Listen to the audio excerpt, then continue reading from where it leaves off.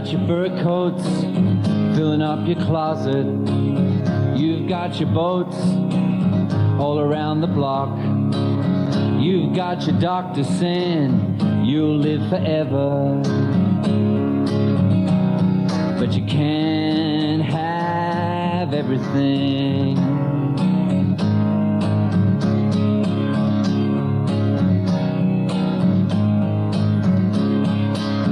You've got the mermaids giving up their waves. You've got your enemies saying that you're brave. You've got unwanted visitors saying Jesus saves, but you can't have everything.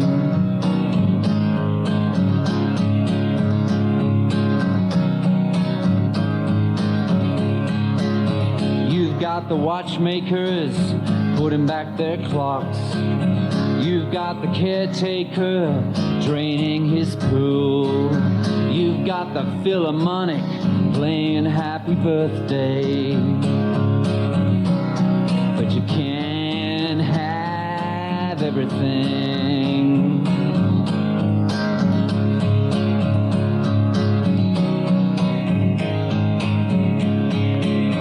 You've got a house, you've paid the mortgage.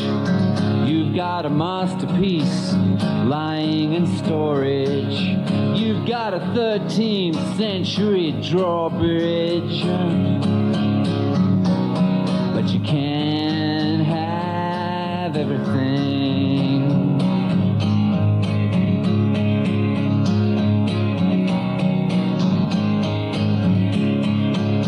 You've got lovers saying, take our diamond rings.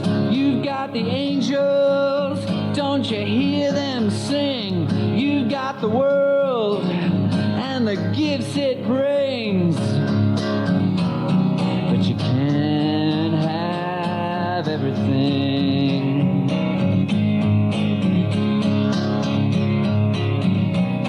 But you can't have everything. No, you can't. Don't have anything.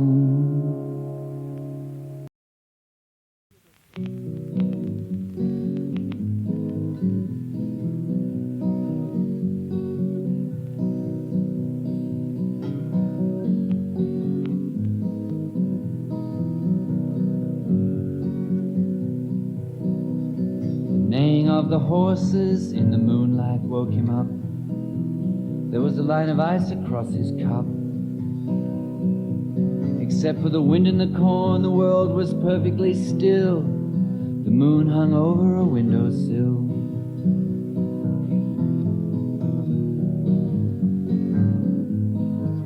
Ride on, black mule. Ride on, black mule.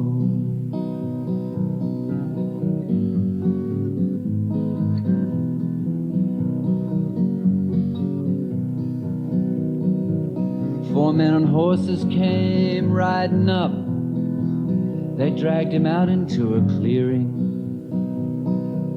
They said, listen here, mister, if you don't give us all your gold, we're gonna give you a hell of a beating.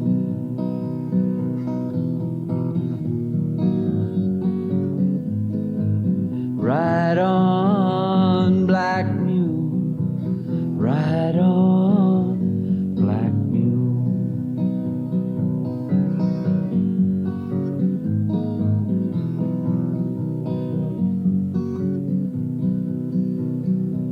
Well, a nun on a black mule came riding by. She said, oh, gentlemen, what are you doing? If you don't cut that man down right now, I'm gonna punish you for evil doing.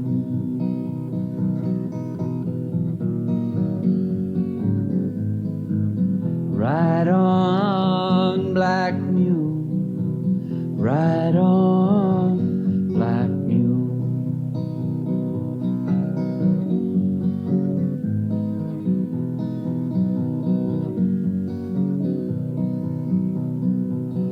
You know, bad men, they never listen. They went up in a puff of brimstone.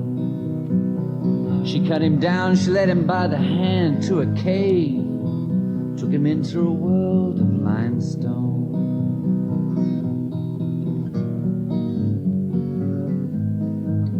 Ride on, black mule, ride on, black mule.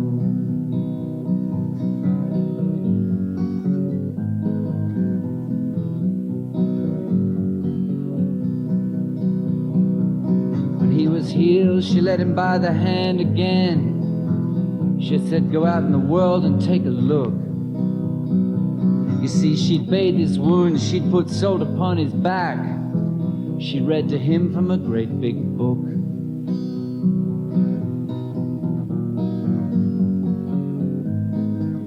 Ride on, black mule, ride on, black mule.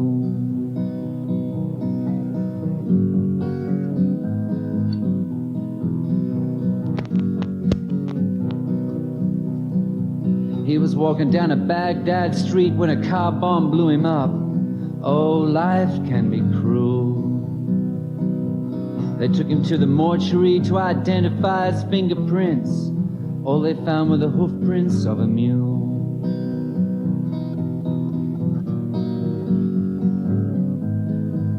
Ride on, black mule, ride on, black mule. Ride on, black mule, ride on, black mule.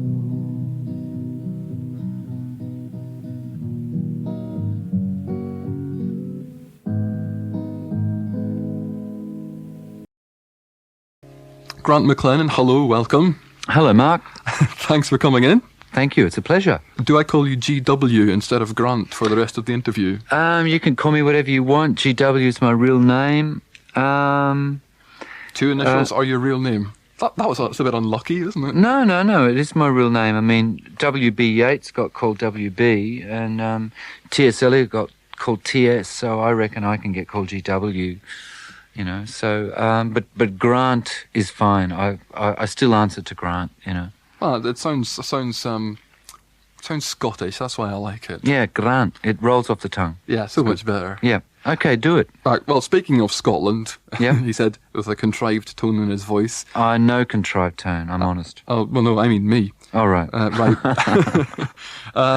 One of your very early records with the Go-Betweens was on Postcard, which is a Glasgow indie label. How did you end up on a Glasgow indie label?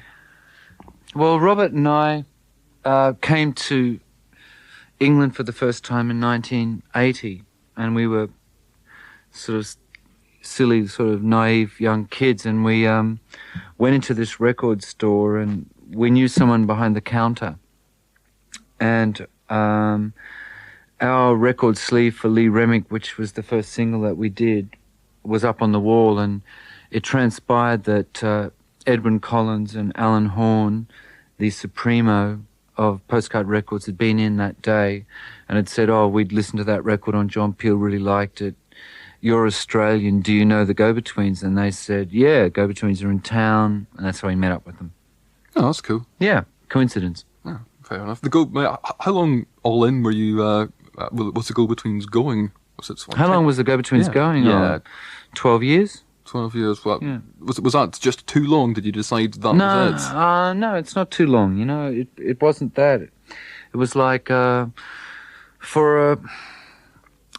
was important for me. It was important for probably Robert. Well, I know I've spoken to him about it many times. It was important to the other people in the band. We didn't know it, but it was important to take a few steps individually, and there comes a point in your life when you've got to do that, and you know, I feel pretty comfortable about it. What was the first thing you did after the band split up? I cried for about 2 months, and then I checked into a hospital, and then I checked into a home away from home sort of a place, and I basically had to ask myself a lot of questions, And I came up with some good answers, and I felt pretty happy. And I just drifted through the days. It was a beautiful summer in Australia, so it wasn't that bad. How did you get involved with Steve Kilbey of the Church? Steve was a sort of old friend, and he rang up and he said, let's just write a song. And it worked out that I had some time about 3 weeks before my record started, and we clicked. And before we knew it, we'd to come up with a whole bunch of songs, and that was the Jack Frost record. How easy was it for you to work with another singer-songwriter? Did you sort of end up arguing about stuff the whole time? No, we didn't argue once. The difficult period was sort of getting to know someone's writing style close up and not hearing it on record, if you know what I mean, you know? Yeah.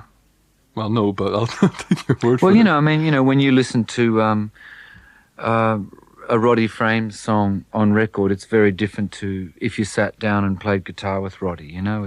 It's close up. So, you know, I'd never seen Steve's songwriting technique close up. There's a lot of variation, I think it's fair to say, on the LP as well. It's not go-betweeny or churchy, or, you know, there's elements of both, I suppose. It has to be, but... Yeah, I mean, I don't know about that. I mean, I don't know whether I bring the go-betweens or G.W. McLennan, or he brings Steve Kilbey's solo records or church stuff to it. I mean, we're both songwriters, we both are musicians, we both like similar things. You know, he's sort of has different viewpoints on some things, and I have different viewpoints on some things, but it was effortless and a lot of fun. Was it important for you to get back to doing your own stuff as G.W. McLennan with the new album and single?